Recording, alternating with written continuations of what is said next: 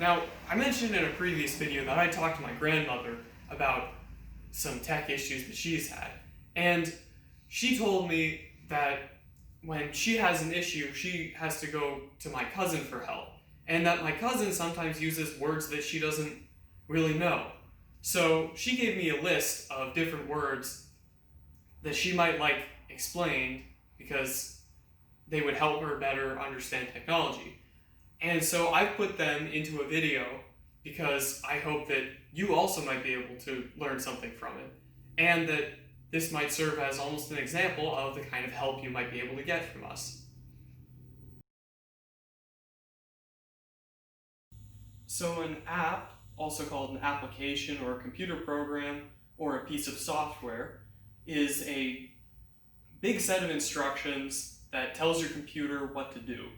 Imagine if you handed a person an instruction sheet that said, go over there, pick up that trash can, I don't know, and walk back here and then put it down. Putting a piece of software or an app on your computer is kind of like handing someone an instruction sheet that tells them what to do. It's just that computer instructions are thousands and thousands of lines of instruction long and comprised of electronic signals, not picking up things. But the basic premise of a big set of instructions is the same thing. Now, an application can be many different things, like a notepad, a calculator, a web browser, or even a word processor, but they're all a form of app. So an icon on the computer is a little picture that identifies something. So right here we have a notepad program, and the program's icon is that little picture of a notepad. So if you see that icon on your computer, you can look at that picture and know that that icon corresponds to that notepad program. By the way, just a quick side note, I use the terms app, application, software, and program, but they all mean the same thing, an app. So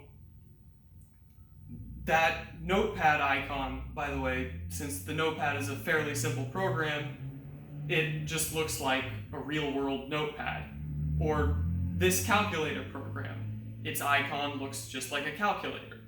But other programs, such as this word processor, or this, which is Google Chrome, a web browser, more on that later,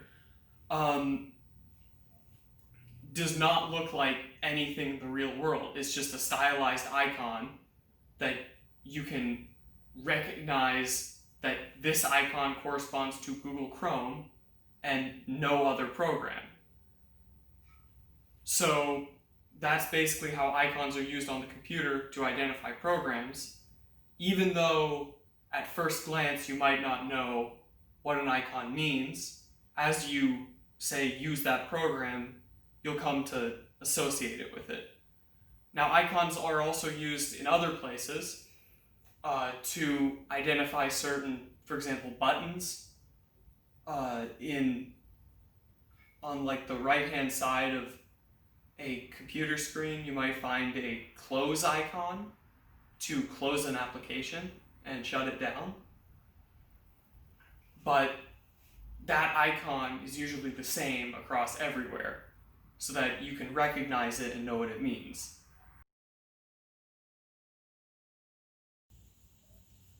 So you might hear the word code or coding get thrown around a lot, and maybe wonder what it means. So recall that an app is really just a bunch of instructions written to tell the computer what to do. Well, those instructions are called computer code, and coding is just writing those instructions. So the ability to code and computer science and other terms really just mean the ability to create apps and create software. So when you're using a computer, sometimes you have a lot of these windows for different applications that you might be running at the same time. Sometimes You just don't want to see a particular application's window, but you don't want to turn it off. So there's a button on the computer to minimize that program. What minimizing does is it just makes you unable to see its window, so you can't see the application, but it's still there, it's still running. Now, if you close that application with a different button, shown here, then that doesn't just make you unable to see it, it actually turns it off. So if you don't want to see the application, but you don't want to turn it off, don't close it. Just minimize it with the button here. So these icons here are different apps. Now these apps are a special kind called web browsers. Web browsers allow you to browse the internet and access websites. Let's get an analogy. Let's say you, for some reason, wanted to drive to see CNN headquarters in Atlanta, Georgia. Now, if let's say you wanted to take a taxi there, if you can find a driver willing to take you that long, you would tell them, I want to go to CNN headquarters in Atlanta, Georgia, and tell them the address, and they would drive you there. Or let's say you aren't up for a drive and just want to watch it on TV. You can take out your remote and put in channel 44, and it will communicate to the TV to switch the channel, and now you're watching CNN. And it's the same principle with the web browser, with an intermediary helping you get to what you want. The browser is the intermediary between you and a website you want to visit on the internet. To use a web browser, you basically just type in the address of the website, www.cnn.com, into the address bar, and the browser will take you to the website that you want, and it will display it so that you can see and use the website. Now, there are many different types of browsers, such as Internet Explorer, made by Microsoft, Edge, a newer browser made by Microsoft, Chrome by Google, and Firefox by Mozilla, and many, many more, too many to list in this video. But they all function essentially the same. Now, your browser is supposed to get you to a website fast, and it's supposed to display it properly, and that's how people judge which of these browsers they like best, is whether it can do that to the websites that they want to go to. So the next time you want to go to a website or just do something on the internet, remember to just click the icon for your browser and type it into the address bar. So earlier we just talked about how you can access websites through a browser. However, what happens if you don't know the address of the website you want to visit? Let's go back to our driving to Georgia analogy. Let's say you want to visit CNN headquarters, but you don't actually know the specific address. And now you could really rely on the idea that your taxi driver knows exactly where you want to go, but that's really not a good idea. You want to be able to tell them exactly where it is. Now, how do you find this address? Well, let's say you're at a library and you need to find a specific book. You might, for example, go to an index, search for the information you want, and it might find you the book that has the answer to your question. And then you can go search through the library's shelves and find that specific book. Well, the internet has something like that too, called a search engine. A search engine is a special website that allows you to put in a question, and it will try and find websites that have the answer to this question. Such as, let's say you wanted to visit CNN headquarters. You can type in CNN headquarters address into your search engine, and it will try and pull you up sites that have the answer to this, such as the CNN contact page that lists its address. And now you've answered your question. Now, there are many different types of search engines, such as Google, Bing, DuckDuckGo, Ecosia, many more. But they all function on the same principle of being able to just type in a question or information that you want to find, and it scours the internet to try and find it. Now, we've been talking a lot about how you access the internet through your browser and through your search engine.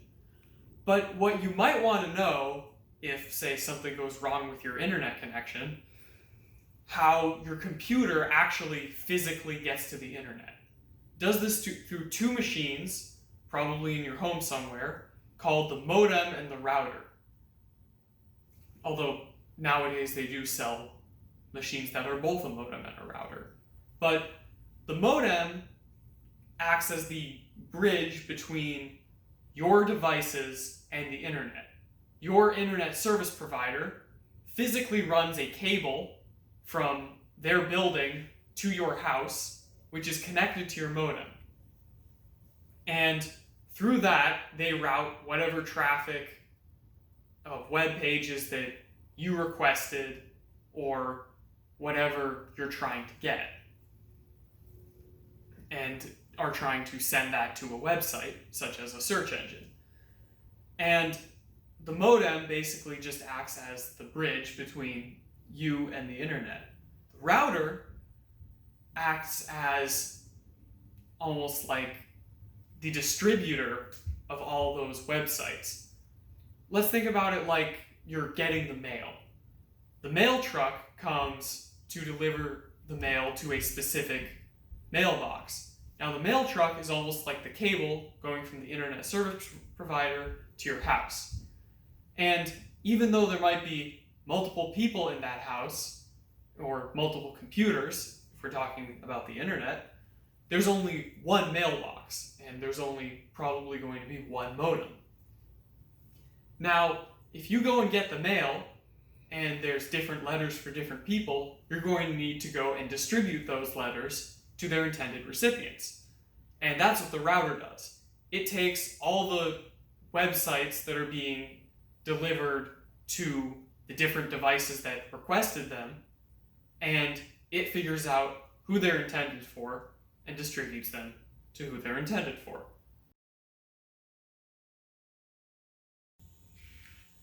Now, let's say you want to not just go look at a website from the internet, but actually take a piece of data and transfer it from the internet onto your computer. Say you want to get a file from a website and you want to save it onto your computer. So when you take a piece of data from the internet and put it on your computer, this is called downloading it. By the way, in case you're wondering, there is an opposite of that, uploading it, which just means to take a piece of data from your computer and put it onto the internet. So if you are instructed, say, to download a file, that means you are trying to get that file from the internet, wherever it is, onto your computer.